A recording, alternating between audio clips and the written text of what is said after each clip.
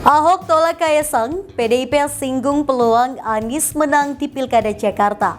PDIP, Anies Baswedan sulit tandingi Ahok di Pilkada Jakarta 2024. Belajar dari 5 Nadliin yang bertemu Isaac Herzog, MUI bongkar kiprah agen-agen Israel di Indonesia. Profil 4 Jenderal Polri ikuti seleksi Capim KPK. Halo sahabat pojok, minggu ini kita akan menyajikan berita-berita terupdate, aktual dan berbagai informasi menarik lainnya selama sepekan. Bersama saya Putri Anju di program Resume Pojok Negeri Media.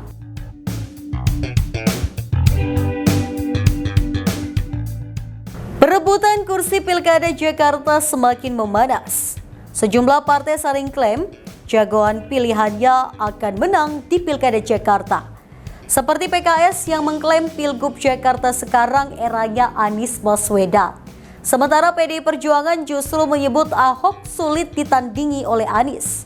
Namun Partai Solidaritas Indonesia yang mendorong anak Presiden Joko Widodo Kaesang Pangarep tak ambil pusing. Berikut informasinya.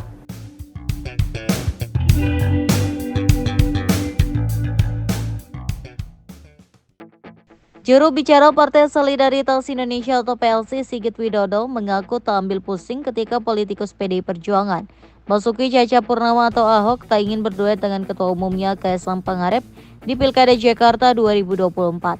Sigit menyebut Ahok tentu bebas memilih pasangannya ketika memang akan berlaga dalam pesta demokrasi yang berlangsung pada 27 November mendatang.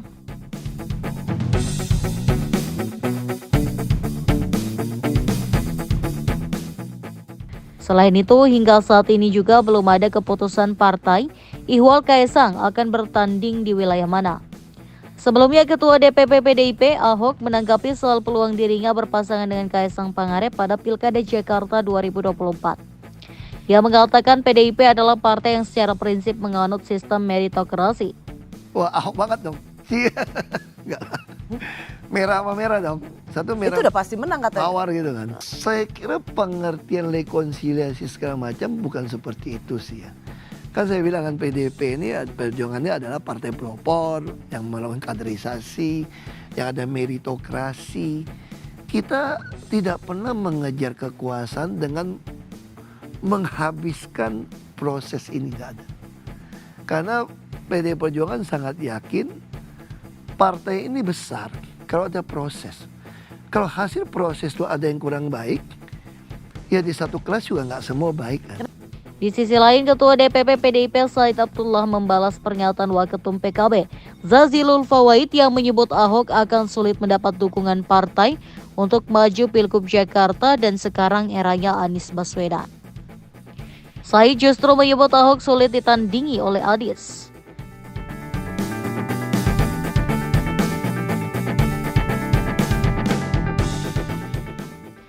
Said mengatakan pihaknya memiliki kans menggalang kekuatan dengan partai lain untuk mengusung Ahok maju Cagup Jakarta. Zazilul sebelumnya mengomentari elektabilitas Anies unggul disusul Ahok di Pilgub Jakarta menurut survei Litbang Kompas terbaru. Zazilul menilai Ahok bakal sulit mendapat dukungan partai di kontestasi Pilgub Jakarta. Wakil Ketua MPR ini menyebut sulitnya dukungan kepada Ahok itu utamanya oleh partainya. Menurutnya kontestasi Pilgub Jakarta saat ini bakal membawa kemenangan bagi Anies. Pak RK, nah kalau dari PKB sendiri kan memang kemarin Gus Imin bilangnya lebih condong ke Pak Anies, tapi setelah melihat survei terbaru itu adakah kecenderungan juga untuk melirik paslon lain? Yang jelas dinamikanya di DKI masih terus berlangsung, tapi PKB dan DWPKB DKI sudah mengusulkan Pak Anies. Bahwa kemudian misalkan ada nama lain seperti Pak Ahok yang mungkin sulit ya partai yang akan mendukung Pak Ahok menurut saya. Sulitnya maksudnya PKB mengusung Pak Ahok? Kan kita sudah pernah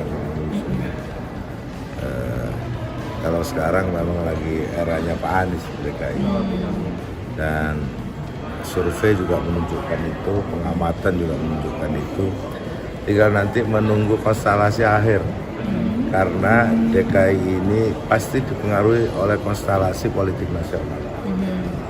Tapi berarti menunggu konstelasi itu ya Gus yang membuat DPP juga masih belum menaikkan surat rekomendasi resmi untuk Pak Anies begitu ya di Pilgub Jakarta. Ya, salah satunya itu pertimbangannya. Konstelasi nasionalnya ini apakah berhubungan dengan rezimnya Pak Prabowo yang beda pilihan politik dengan Mas Anies atau gimana Gus? Ya, salah satunya itu. Tapi yang jelas partai-partai yang lain di DKI ini masih belum terlihat koalisi. Tidak ada satupun koalisi yang terbentuk di DKI. Tapi ada sosok yang hampir sulit dikalahkan. Itu Pak Anies Baswedan.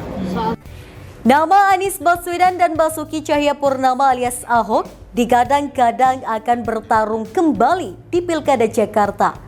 Para partai pendukung saling klaim jagoannya tak mungkin dikalahkan. Berikut informasinya.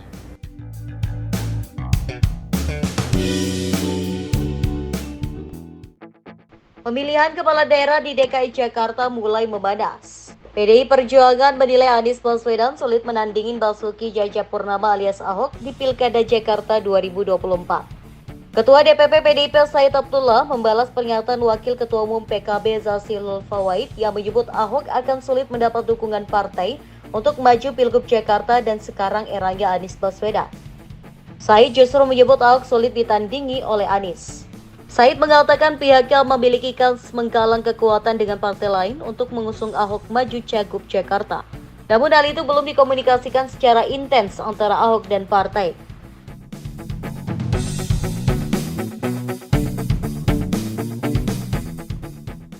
Zazilul sebelumnya mengomentari elektabilitas Anies unggul disusul Ahok di Pilgub Jakarta menurut survei Litbang Kompas terbaru. Zazilul menilai Ahok bakal sulit mendapat dukungan partai di kontestasi Pilgub Jakarta. Wakil Ketua MPR ini menyebut sulitnya dukungan kepada Ahok itu utamanya oleh partainya. Menurutnya kontestasi Pilgub Jakarta saat ini bakal membawa kemenangan bagi Anies. Pak RK. Nah kalau dari PKB sendiri kan memang kemarin Gus Imin bilangnya lebih condong ke Pak Anies, tapi setelah melihat survei terbaru itu adakah kecenderungan juga untuk melirik paslon lain? Yang jelas dinamikanya di DKI masih terus berlangsung. Tapi PKB dan PKB DKI sudah mengusulkan Pak Anies. Bahwa kemudian misalkan ada nama lain seperti Pak Ahok, yang mungkin sulit ya partai yang akan mendukung Pak Ahok menurut saya. Sulitnya maksudnya PKB mengusung Pak Ahok? Kan kita sudah pernah. Kalau sekarang memang lagi eranya Pak Anies di DKI. Dan survei juga menunjukkan itu, pengamatan juga menunjukkan itu. Tinggal nanti menunggu konstelasi akhir. Karena DKI ini pasti dipengaruhi oleh konstelasi politik nasional. Tapi berarti menunggu konstelasi itu ya Gus yang membuat DPP juga masih belum menaikkan surat rekomendasi resmi untuk Pak Anies begitu ya di Pilgub Jakarta. Ya, salah satunya itu pertimbangannya. Konstelasi nasionalnya ini apakah berhubungan dengan rezimnya Pak Prabowo yang beda pilihan politik dengan Mas Anies atau gimana Gus? Ya, salah satunya itu. Tapi yang jelas partai-partai yang lain di DKI ini masih belum terlihat koalisi. Tidak ada satupun koalisi yang terbentuk di DKI. Tapi ada sosok yang hampir sulit dikalahkan.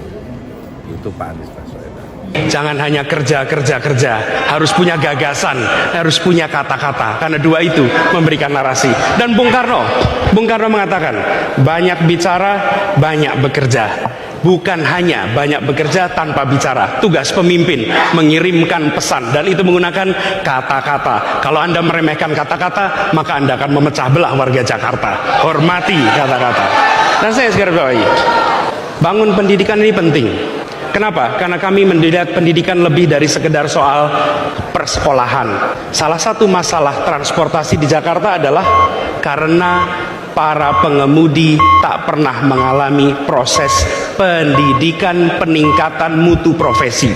Kami akan melihat pendidikan lebih luas dari soal sekolah. Terima kasih. Ya, langsung paslon 2 Anda dapat menanggapi kembali selama 1 menit. Ya, itu yang saya sampaikan, bahwa tidak mungkin untuk mencapai sebuah tujuan tidak membangun infrastrukturnya. Misal kita bicara soal sopir bus, nah kami melakukan apa? Transjakarta mengambil alih semua, tetapi sopir yang kerja di bawah Transjakarta walaupun tetap milik swasta, kami bayar rupiah per kilometer dapat 2 kali UMP. Karena kami sadar perusahaan yang lama itu tidak mampu menggaji 2 kali UMP. Dan apalagi yang kami katakan, visi kami terukur dengan angka. Apa angka itu? Itulah indeks pembangunan manusia. Makanya jangan heran Jakarta nomor 1.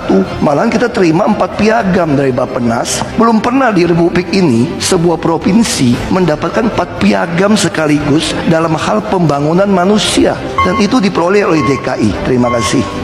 Baik, waktunya sudah cukup. Harap tenang pendukung paslon kedua. Majelis Ulama Indonesia atau MUI mengungkap agen-agen Israel ternyata telah menyusup di berbagai kegiatan di Indonesia. Agen-agen Israel tersebut ingin membangun citra bahwa masyarakat Indonesia telah membuka hubungan dengan negara Zionis. Berikut informasi selengkapnya.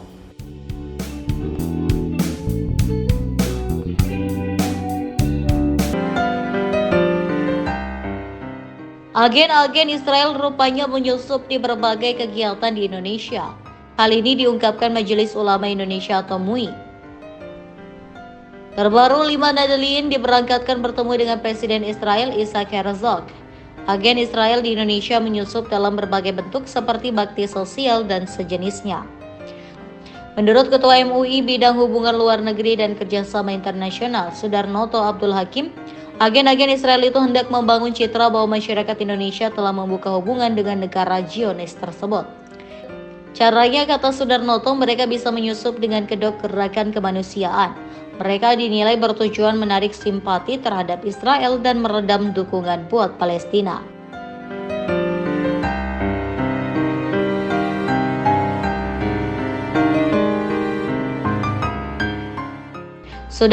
Sudarnoto menyampaikan hal itu di tengah maraknya pemberitaan tentang 5 kader Nahdlatul Ulama atau NU yang bertemu dengan Presiden Israel Isaac Herzog. Dari kelima orang itu, 2 nama memiliki keterkaitan dengan MUI dan saat ini dinonaktifkan. Sudarnoto mengatakan kasus pertemuan 5 aktivis muda NU dengan Presiden Israel merupakan pembelajaran penting tentang keberadaan gerakan agen Zionis di tanah air. Menurut Sudarnoto, semua pihak harus mewaspadai pergerakan para agen Israel supaya tidak terkecoh dengan narasi yang dibangun buat mendukung mereka melalui berbagai cara dan muslihat. Dari kelima orang itu, 2 nama memiliki keterkaitan dengan MUI dan saat ini dinonaktifkan. Sudarnoto mengatakan kasus pertemuan 5 aktivis muda NU dengan Presiden Israel merupakan pembelajaran penting tentang keberadaan gerakan agen Zionis di tanah air.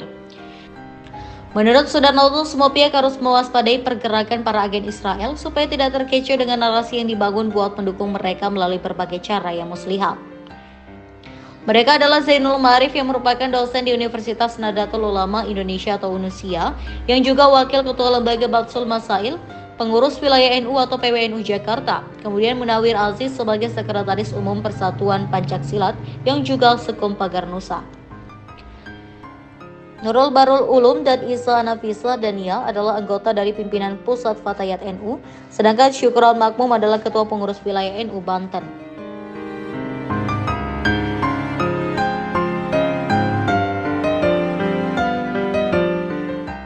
Saya tidak tahu tujuannya apa dan menemui itu dalam rangka apa. Tetapi di tengah kita bersama-sama melawan penjajahan, pembunuhan Israel terhadap warga Palestina, khususnya di Gaza, tentu kita merasa ngiris ya. Mungkin kita yang berdonasi demi Palestina, kemudian kita juga memboikot tentang bagaimana perhatian kita terhadap Palestina, tentu adalah bagian dari kita menolak terhadap penjajahan Israel kepada Palestina.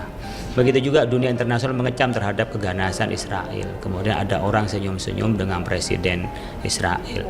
Meskipun bukan Presiden yang mempunyai kewenangan untuk mengatur itu, ada di Perdana Menterinya. Oleh karena itu, momentum dan di tempat yang sedang orang bersedih, orang banyak yang meninggal, itu sungguh ya keterlaluan. Kami melihat langsung menyakitkan gitu ya. Oleh karena itu, kita di Indonesia ini mulai dari pemerintah, Majelis Ulama, Nahdlatul Ulama, Muhammadiyah, bahkan agama-agama itu semuanya ya satu kata bahwa kita ini melawan penjajahan Israel terhadap Palestina dan mendukung kemerdekaan Palestina. Maka dengan datangnya itu kalau dengan dalih berdialog, saya pikir sudah tidak lagi dialog. Ya, dikutuk oleh negara-negara, bahkan juga divonis untuk ditangkap. Netanyahu itu juga tidak digubris, apalagi hanya cuman omon-omon ya, hanya ngomong-ngomong, sekedar dialog. Saya pikir tidak lah. Kalau untuk kepentingan lainnya, kemudian tentu saya pikir tidak masuk akal lah ya untuk kita mengatakan memihak terhadap Palestina atau kebijakan negara kita, karena kebijakan kita jelas, kebijakan negara kita adalah membantu Palestina. Kalau dengan dialog, saya pikir sudah tidak mampan dengan dialog, ya tidak memungkinkan, dan itu malah menjadi bahan propaganda bahwa negara-negara mayoritas Muslim itu, apalagi dari kader Nahdlatul Ulama sebagai ormas terbesar keislaman, dianggap pro mereka. Oleh karena itu, saya pikir tidak tepat, menyakitkan, dan kalau bagi kami tentu adalah itu keterlaluan ya. Teman-teman itu berkunjung ke sana itu keterlaluan dengan foto, dan itu seakan-akan ada sebuah dialog kebenaran, menghindari demonstrasi. Mereka bukan hanya demonstrasi loh, kita dibom dan dibunuh tak bersalah. Itu berapa ribu sekarang sudah terbunuh itu. 38.000 yang sudah terbunuh, itu pun yang terhitung ya. Kalau saya menyaksikan di berita internasional televisi seperti Al Jazeera, Al Arabia, itu mengenaskan. Saya baru bulan lalu datang dari rumah sakit Palestina di Mesir, melihat ibu, bapak, orang tua, nenek, kakek itu yang terbaring di ranjang karena mereka kena korban bom. Anak muda yang kakinya itu diganti dengan kawat, dengan besi. Jadi kalau ngelihat itu ngiris ya. Jadi nggak tega, kok bisa tega-teganya bareng dengan penjahat kemanusiaan itu, kemudian mereka beratasnamakan dialog gitu. Pak, untuk pesan Bapak kepada masyarakat maupun dari 5 kader Nahdlatul ini seperti apa Pak untuk menghimbau kepada masyarakat Indonesia terkait kejadian di Palestina ini? Yang program begini dari Israel itu selalu ada dan menyasar kepada anak-anak muda yang potensial. Saya juga pernah mendapat ajakan ini hampir berangkat tahun 2016. Tapi saya minta saran kepada Kiai Hasyim Muzadi pada saat itu. Kiai Hasyim Muzadi tidak mengizinkan, bahkan melarang saya berangkat. Saya nggak jadi berangkat. Yang menjadi saran saya adalah pertama, ajakan-ajakan dari negara yang melakukan propaganda harus diwaspadai. Apakah dengan dalih umpamanya penelitian, dalih pertukaran pelajar, atau dalih dengan umpamanya dialog intelektual atau kebudayaan seterusnya, itu dalih. Nyampe di lokasi beda, dipropaganda menjadi dukungan terhadap negara penjajah. Yang kedua, tentunya teman-teman ketika belum memahami tentang geopolitik, belum memahami tentang politik internasional, sebagaimana yang saya lakukan dulu adalah nanya kepada senior. Saya tanya kepada Kiai Hasyim saat itu sebagai ketua umum, kalau kami berangkat ke sana itu seperti apa. Beliau mengatakan tidak mengizinkan, kita nggak berangkat. Ternyata alhamdulillah kita nggak bisa merubah apa-apa orang yang ke sana, tapi malah menjadi propaganda mereka seakan-akan dukungan dari negara mayoritas Muslim itu. Dan mungkin nanti menjadi anteknya di sini, mungkin menjadi jaringannya di sini. Dan naudzubillah min dzalik, kita punya agama, kita punya keyakinan, dan itu kita punya rasa kemanusiaan. Saya tidak tahu tujuannya apa dan menemui itu dalam rangka apa. Tetapi di tengah kita bersama-sama melawan penjajahan, pembunuhan Israel terhadap warga Palestina, khususnya di Gaza, tentu kita merasa ngiris ya. Mungkin kita yang berdonasi demi Palestina, kemudian kita juga memboikot tentang bagaimana perhatian kita terhadap Palestina, tentu adalah bagian dari kita menolak terhadap penjajahan Israel kepada Palestina. Begitu juga dunia internasional mengecam terhadap keganasan Israel. Kemudian ada orang senyum-senyum dengan presiden Israel. Meskipun bukan presiden yang mempunyai kewenangan untuk mengatur itu, ada di Perdana Menterinya. Oleh karena itu, momentum dan di tempat yang sedang orang bersedih, orang banyak yang meninggal, itu sungguh ya keterlaluan. Kami melihat langsung menyakitkan gitu ya. Oleh karena itu, kita di Indonesia ini mulai dari pemerintah, Majelis Ulama, Nahdlatul Ulama, Muhammadiyah, bahkan agama-agama itu semuanya ya satu kata bahwa kita ini melawan penjajahan Israel terhadap Palestina dan mendukung kemerdekaan Palestina. Maka dengan datangnya itu kalau dengan dalih berdialog, saya pikir sudah tidak lagi dialog. Ya, dikutuk oleh negara-negara, bahkan juga divonis untuk ditangkap. Netanyahu itu juga tidak digubris, apalagi hanya cuman omon-omon ya, hanya ngomong-ngomong, sekedar dialog. Saya pikir tidak. Kalau untuk kepentingan lainnya, kemudian tentu saya pikir tidak masuk akal lah ya untuk kita mengatakan memihak terhadap Palestina atau kebijakan negara kita, karena kebijakan kita jelas, kebijakan negara kita adalah membantu Palestina. Kalau dengan dialog, saya pikir sudah tidak mampan dengan dialog, ya tidak memungkinkan, dan itu malah menjadi bahan propaganda bahwa negara-negara mayoritas Muslim itu, apalagi dari kader Nahdlatul Ulama sebagai ormas terbesar keislaman, dianggap pro mereka. Oleh karena itu, saya pikir tidak tepat, menyakitkan, dan kalau bagi kami tentu adalah itu keterlaluan. Jelang pemilihan calon ketua KPK, 4 jenderal polisi telah maju dalam seleksi. Hal tersebut jadi sorotan. Berikut profil dari 4 jenderal polisi yang ikut seleksi Capim KPK.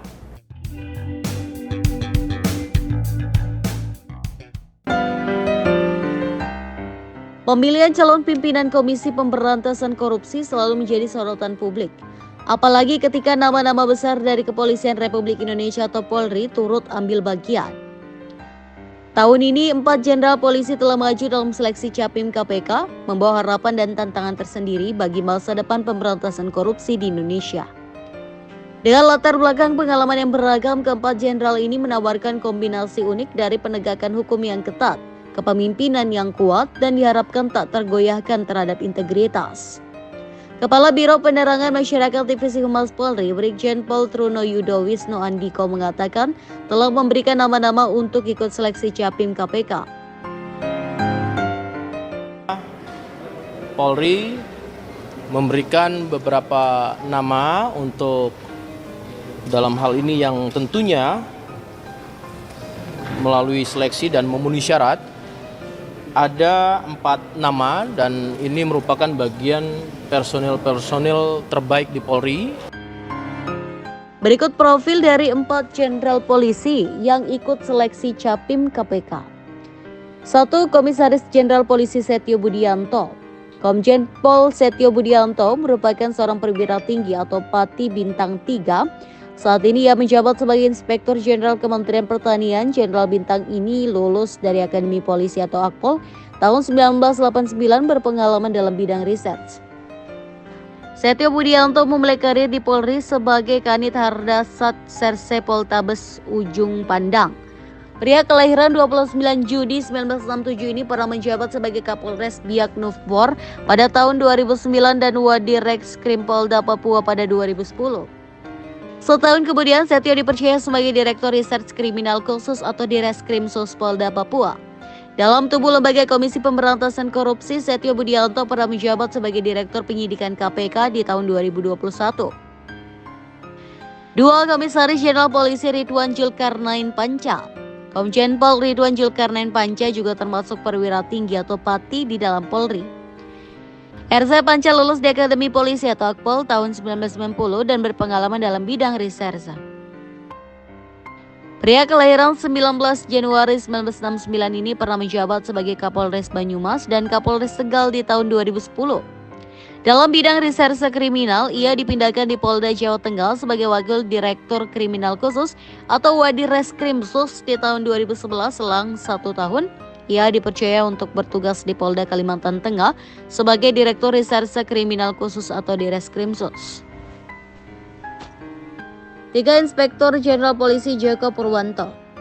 Irjen Pol Joko Purwanto adalah seorang perwira tinggi atau Pati di dalam Kepolisian Negara Republik Indonesia atau Polri. Lulus di Akademi Polisi atau Akpol tahun 1989, ia berpengalaman dalam bidang reserse. Pria kelahiran 7 November 1967 itu sebelumnya dipercaya sebagai Direktur Tipikdor Bareskrim Polri. Saat ini ia menjabat sebagai Kapolda Kalimantan Tengah atau Kalta. 4. Inspektur Jenderal Polisi Didik Agung Wijanarko. Dirjen Pol Didik Agung Wijanarko termasuk perwira tinggi atau Pati di dalam Kepolisian Negara Republik Indonesia atau Polri. Saat ini ia menjabat sebagai Deputi pada bidang koordinasi dan supervisi di KPK yang diangkat pada 2022.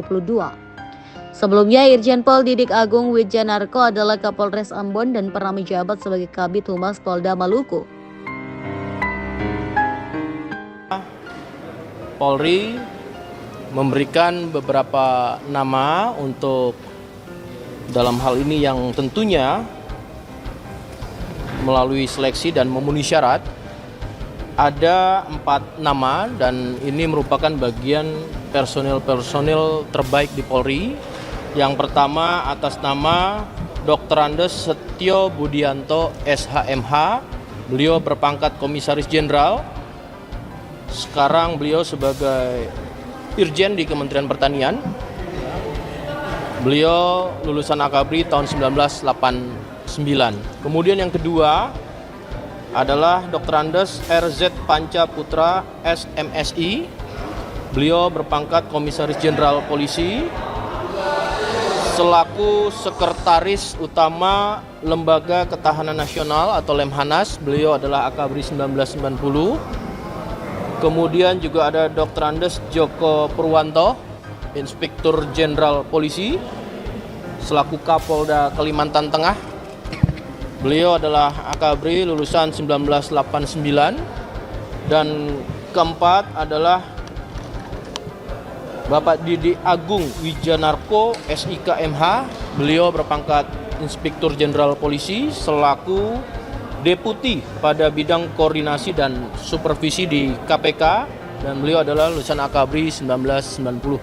Tentunya ini dari pertanyaan teman-teman kami sampaikan bahwasannya keempat personil tersebut adalah merupakan personil yang terbaik, di mana dengan adanya panitia seleksi Capim KPK tentu Polri menjawab sebagai suatu usulan. Terima kasih. Itu tadi berita terhangat selama sepekan ini. Nantikan berita lainnya di web kami di pojoknegeri.com dan di channel YouTube Pojok Negeri Media. Jangan lupa untuk komen, like, dan subscribe channel kami. Kami undur diri, sampai jumpa di Rasum pekan depan.